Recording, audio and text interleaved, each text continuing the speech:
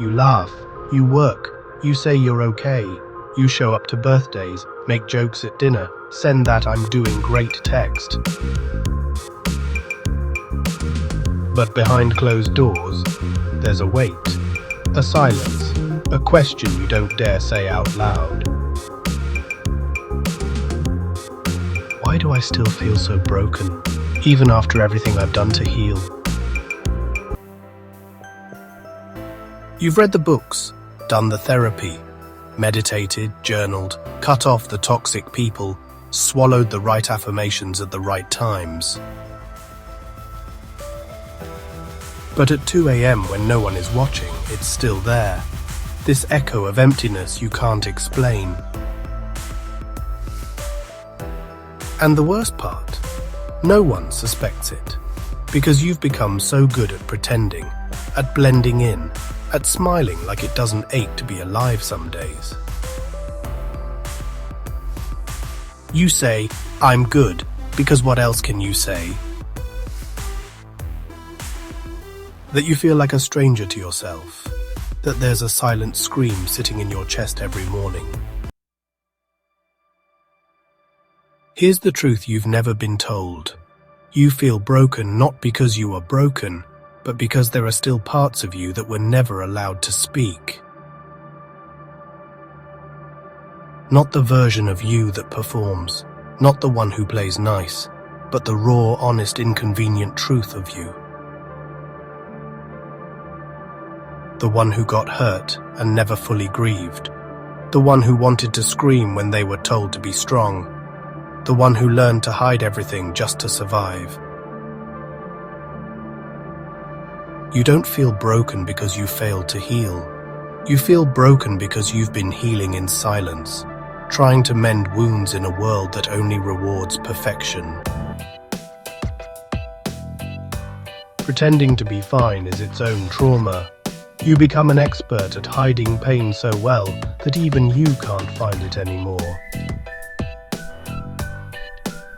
You start gaslighting your own emotions, telling yourself it's not that bad, that others have it worse, that you should be grateful. But gratitude without honesty is spiritual bypassing. It's painting over mold and calling the house clean. What if your brokenness isn't weakness, but wisdom waiting to be honored?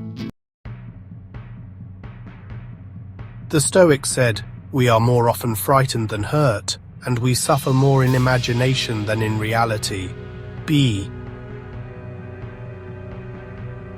But sometimes, the imagination isn't the problem. It's the memory, the past we carry in our nervous systems, the invisible scars that whisper, "You'll never be safe. You'll always be abandoned. You'll never be enough." You fear others won't accept the real you, but the real tragedy is you haven't accepted you. You abandoned yourself long ago, when you silenced your feelings to avoid judgment, when you prioritized peace for others while setting yourself on fire, when you learned to wear your pain like armor instead of asking for help. But listen closely. You are not broken. You are a masterpiece in repair. You are someone who had to survive things most people will never understand. You feel broken because you've outgrown the coping mechanisms. The emotional duct tape is peeling. The mask is slipping. Not because you're failing, but because you're finally ready to be seen.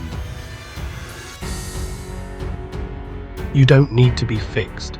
You need to be felt, held, heard, especially by you. Your pain has always made sense. You just weren't allowed to say it out loud. Healing is not a destination. It's not a checklist. It's the ongoing courage to say, "I'm still hurting, but I'm here, and I matter, even like this."